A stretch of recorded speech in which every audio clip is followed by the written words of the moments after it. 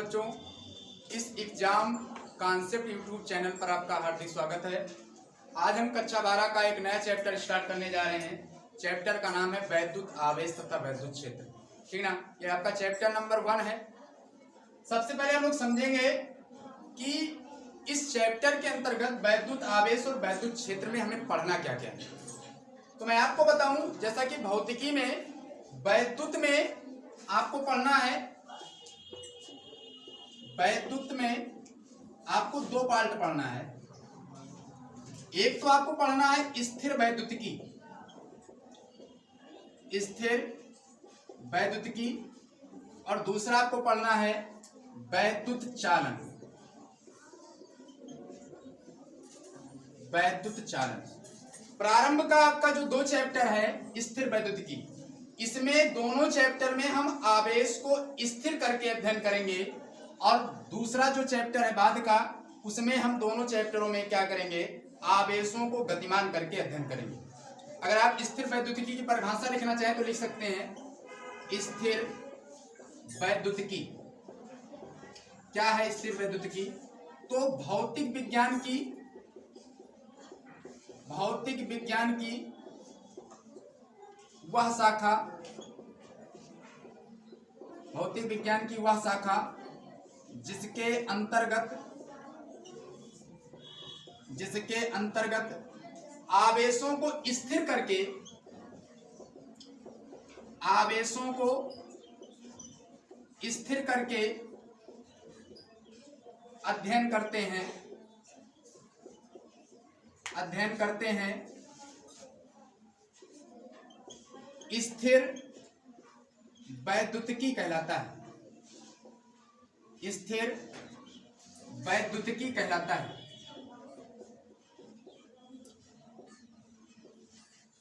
यानी भौतिक विज्ञान की वह शाखा जिसके अंतर्गत आवेशों को स्थिर करके अध्ययन करते हैं स्थिर वैद्युतिकी कहलाता है। और आपका जो वैद्युत चालन है, इसमें हमें क्या पढ़ना है, वैद्युत चालन। तो वैद्युत चालन में हमें पढ़ना है भौतिक विज्ञान की वह शाखा, भौतिक विज्ञान की वह शाखा जिसके अंतर्गत, भौतिक विज्ञान की वह शाखा जिसके अंतर्गत आवेशों के गतिमान होने का अध्ययन करते हैं, आवेशों के गतिमान होने का अध्ययन करते हैं, गतिमान होने का अध्ययन करते हैं, वैद्युत चालन कहलाता है, वैद्युत चालन कहलाता है।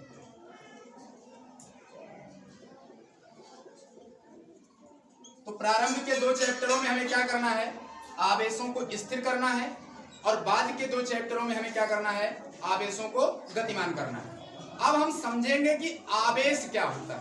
ठीक ना, क्या समझेंगे आवेश के बारे में। मैं आवेश के बारे में आपको बताता हूं, उससे पहले मैं आपको एक कहानी बताता हूं। कहानी है बेटा कि ग्रीक के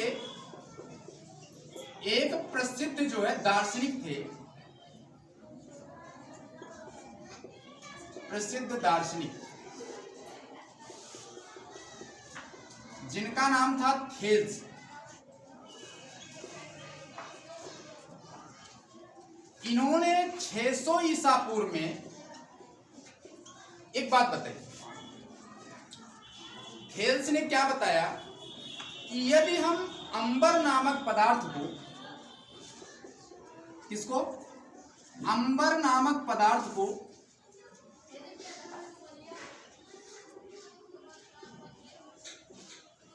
किसी ऊनी कपड़े से रगड़ दें, ऊनी कपड़े से रगड़ दें,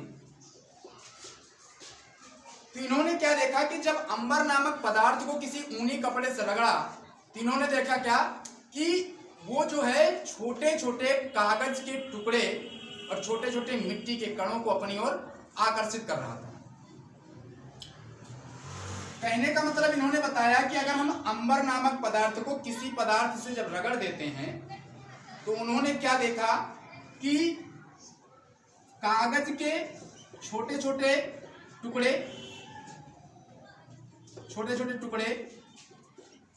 मिट्टी के कण, इन सभी चीजों को क्या कर रहा था, अपनी ओर आकर्षित कर रहा था। तो ये बात इन्होंने बताया, लेकिन काफी समय तक इनकी बातों पर ध्यान नहीं दिया गया। तो हुआ क्या कि 2000 ईसा पूर्व तक इनकी बातों पर कोई ध्यान नहीं दिया। 2000 ईसा पूर्व तक इनकी बातों पर कोई ध्यान नहीं दिया। तो सन 1600 में एक इंग्लैंड के वैज्ञानिक आए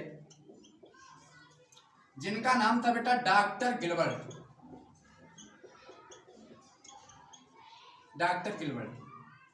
डॉक्टर गिलबर्ट ने थेल्स की जो इनका प्रयोग था, इनके प्रयोगों के बारे में अध्ययन करना प्रारंभ किया।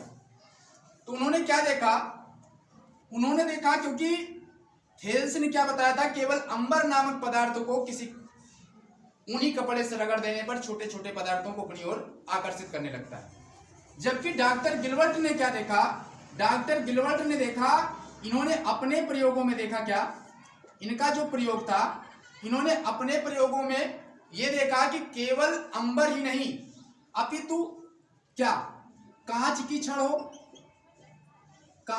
हो या कोई अन्य पदार्थ हो, कांच की छड़, एबोनाइट की छड़ या अन्य कोई पदार्थ को किसी दूसरे पदार्थ में रगड़ दें तो क्या करने लगा था, वो छोटे छोटे कणों को अपनी ओर आकर्षित करने लगा था।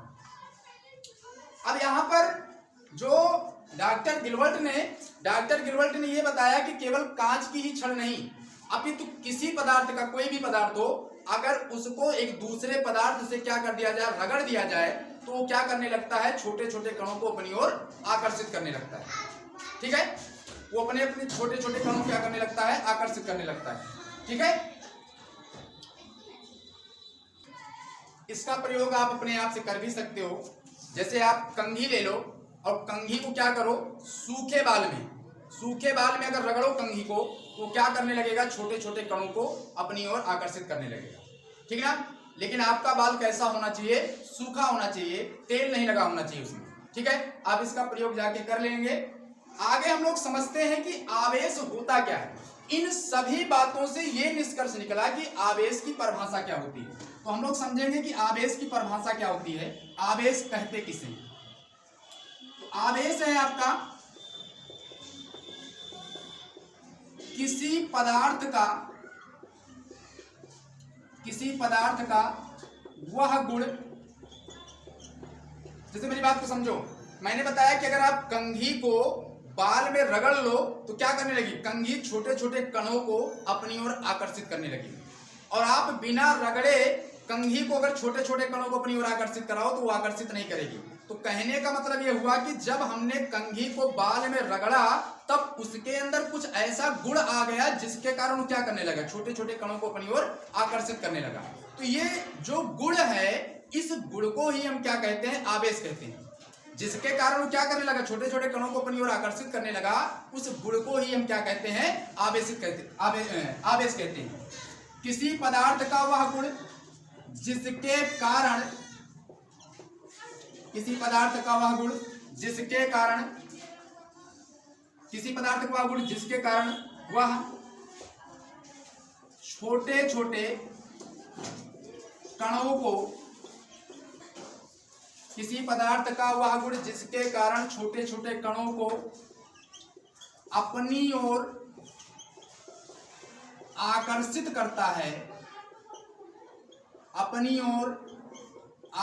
करता है, वह गुण ही आवेश कहलाता है। तो आप समझ गए होंगे कि आवेश क्या होता है। आवेश क्या होता है, किसी पदार्थ का वह गुण जिसके कारण वह किसी अन्य छोटे छोटे कणों को अपनी ओर आकर्षित करने लगता है, वह गुण ही क्या कहलाता है, आपका आवेश कहलाता है। ठीक ना।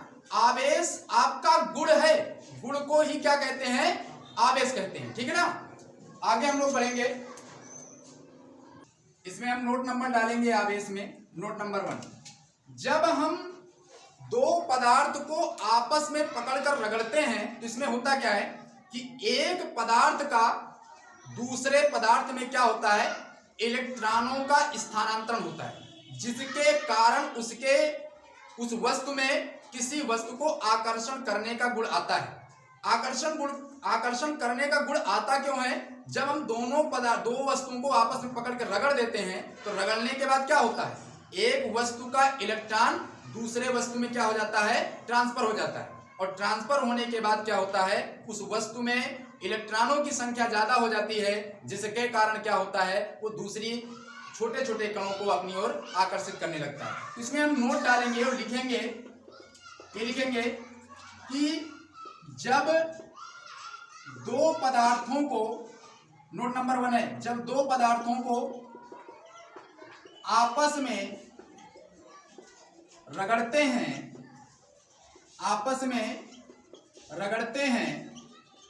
तो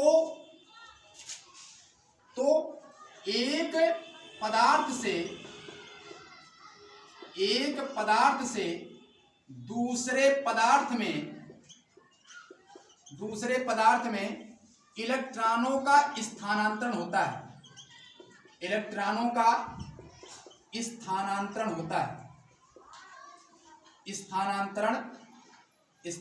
होता है। यही इलेक्ट्रॉनों के स्थानांतरण के कारण उस वस्तु में क्या होता है, दूसरी छोटे छोटे कणों को आकर्षित करने का गुण आता है। दूसरी बात समझेंगे इसमें, दूसरी बात ये समझेंगे, जिस पदार्थ से इलेक्ट्रॉन का स्थानांतरण होता है, जिस पदार्थ से इलेक्ट्रॉन का स्थानांतरण होता है,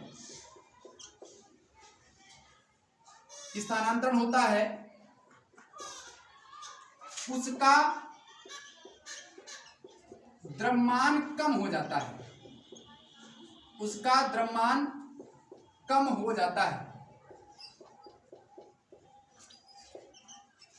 तीसरी बात समझेंगे इसमें, जिस पदार्थ में इलेक्ट्रॉन आता है, जिस पदार्थ मतलब जब दोनों को आपस में रगड़ते हैं तो इलेक्ट्रॉनों को क्या होता है, स्थानांतरण होता है। तो जिसमें से इलेक्ट्रॉन आता है उसका द्रव्यमान क्या हो जाता है, कम हो जाता है, और जिसमें इलेक्ट्रॉन जाता है उसका द्रव्यमान क्या हो जाता है, बढ़ जाता है। तो जिस पदार्थ में इलेक्ट्रॉन जाता है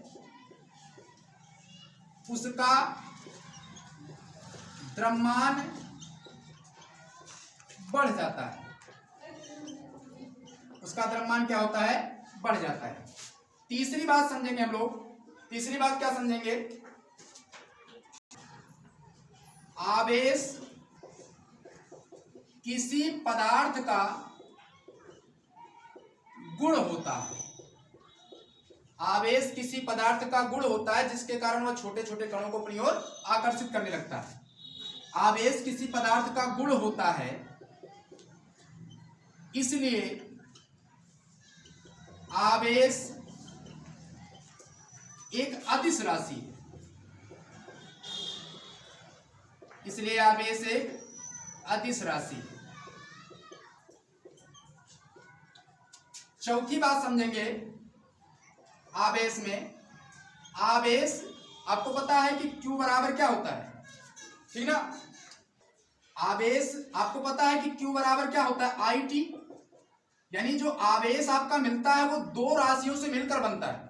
तो यानी कि आवेश जो है एक व्युत्पन्न राशि है, व्युत्पन्न राशि है।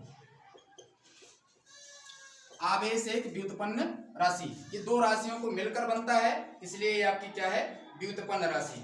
अगले हम लोग हेडिंग बढ़ाएंगे आवेश का मात्रक। तो अभी तक मैंने आपको क्या बताया, आवेश किसी पदार्थ का गुण होता है जिसके कारण वो क्या करता है, किसी छोटे छोटे कणों को अपनी ओर आकर्षित करता है।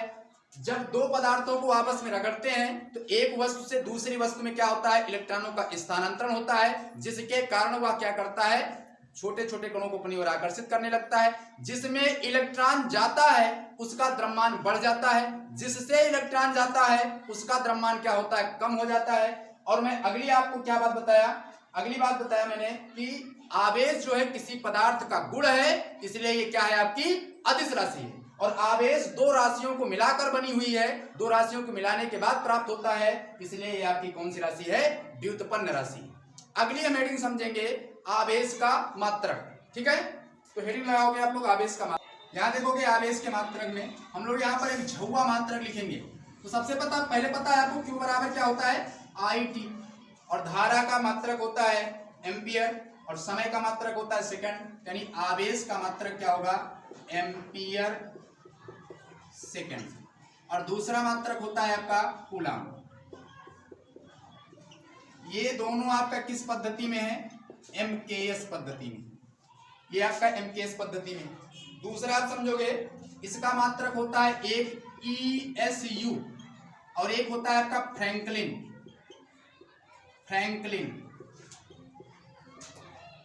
ये आपके किस पद्धति में आते हैं, CGS पद्धति में आते हैं। और आपका इसका मात्रक होता है एक इसका मात्रक होता है बेटा EMU, और एक होता है आपका फैराडे। ये दोनों किसी भी पद्धति में नहीं आते हैं, किसी भी पद्धति में नहीं आते हैं, नहीं आते हैं। ठीक है, ये दोनों किसी भी पद्धति में नहीं आते हैं। जबकि ESU का मतलब होता है इलेक्ट्रोस्टैटिक यूनिट, और आपका EMU का मतलब होता है इलेक्ट्रोमैग्नेट यूनिट। ठीक है, और आप अगला एक नोट नंबर डालेंगे, आवेश का सबसे बड़ा मात्रक क्या होता है, आवेश का सबसे बड़ा मात्रक फैराडे होता है। ठीक ना, आवेश का सबसे बड़ा मात्रक क्या होता है, फैराडे होता है। और एक फैराडे बराबर कितना होता है, क्या समझोगे, एक फैराडे बराबर होता है आपका 96,500 कूलम। एक फैराडे बराबर क्या होता है, 96,500 कूलम। ठीक है, और आवेश का जो सबसे छोटा मात्रक होता है वो क्या होता है, अगला नोट नंबर डालेंगे आप लोग, आवेश का सबसे छोटा मात्रक, आवेश का सबसे छोटा मात्रक होता है फ्रैंकलिन। आवेश का सबसे छोटा मात्रक क्या होता है, फ्रैंकलिन। ये आवेश का सबसे छोटा मात्रक होता है। ठीक है, अगली हेडिंग बढ़ाएंगे हम लोग आवेश की बीमा। आवेश की बीमा क्या होती है, आपको पता है Q बराबर क्या होता है, IT, और Q बराबर IT होता है। तो I की जो बीमा होती है, यानी कि धारा की जो बीमा निकल कर आती है वो क्या निकल कर आती है, A, और समय की बीमा क्या निकलती है, T, यानी आवेश की बीमा क्या होगी, AT। ठीक है ना, अब आप इसको नोट कर लीजिए। ठीक है, अगली हेडिंग बढ़ाएंगे हम लोग आवेश के प्रकार। आवेश के प्रकार, आवेश के प्रकार। तो मैं आपको एक कहानी बताता हूं। एक वैज्ञानिक थे अमेरिका के, जिनका नाम था बेंजामिन फ्रैंकलिन। अमेरिका के वैज्ञानिक थे जिनका नाम क्या था, बेंजामिन फ्रैंकलिन।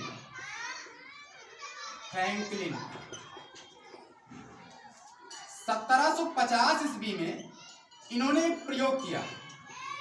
वो प्रयोग क्या किया, एक बार इन्होंने क्या किया, एक कांच की छड़ लिया, कांच की छड़ को क्या किया, समझो बात, एक कांच की छड़ को बिल्ली की खाल से रगड़कर लटका दिया मुक्त अवस्था में। बिल्ली की खाल से रगड़कर मुक्त अवस्था में इसको लटका दिया। और दूसरी जो है, दूसरा क्या किया, दूसरा जो है, दूसरी भी कांच की ही छड़ लिया। किसकी छड़ लिया, कांच की छड़। ये कांच की छड़ है और ये भी कांच की छड़ है।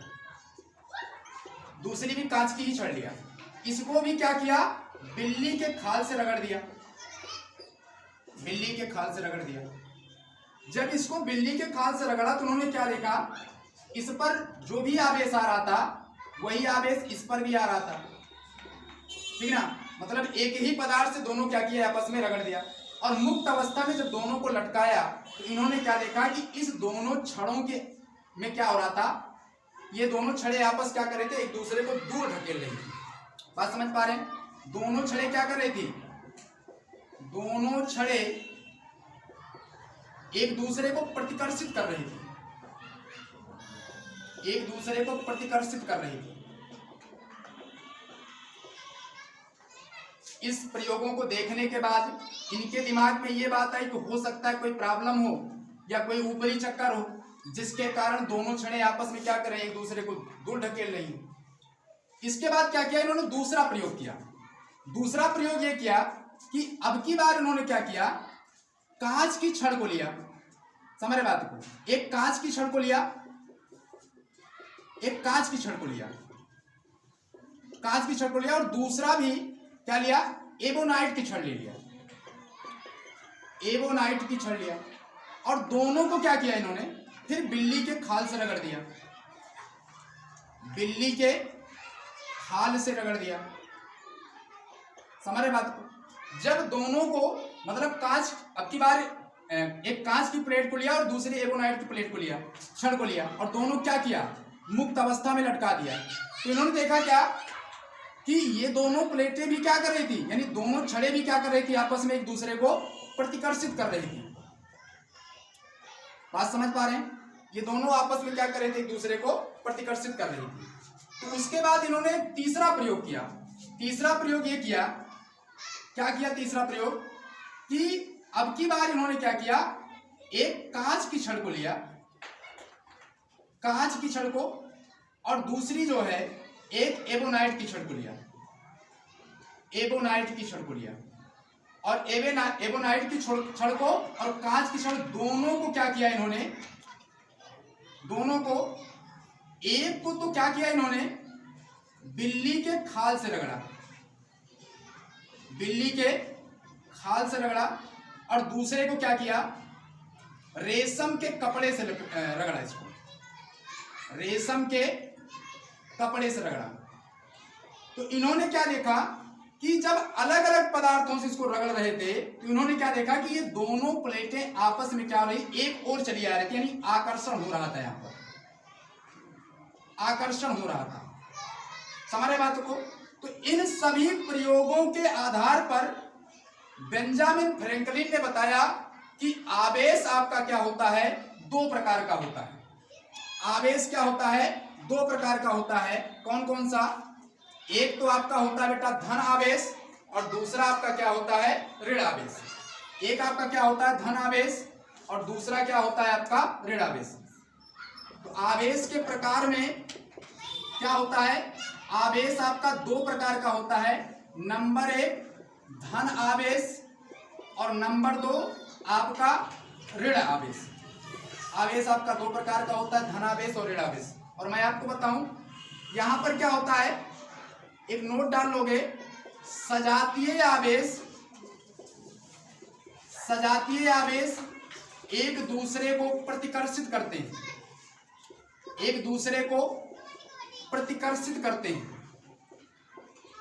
सजातीय आवेश एक दूसरे को प्रतिकर्षित करते हैं, ठीक है। जबकि विपरीत आवेश, जबकि विपरीत आवेश एक दूसरे को आकर्षित करते हैं, जबकि विपरीत आवेश एक दूसरे को आकर्षित करते हैं। तो इस प्रकार से आवेश आपका दो प्रकार से होता है, एक धन आवेश होता है और दूसरा आपका क्या होता है, ऋण आवेश होता है। यदि आपको वीडियो अच्छी लगी हो तो अपने उन सभी मित्रों के पास जरूर शेयर करें जो पढ़ने वाले बच्चे हैं, ठीक है।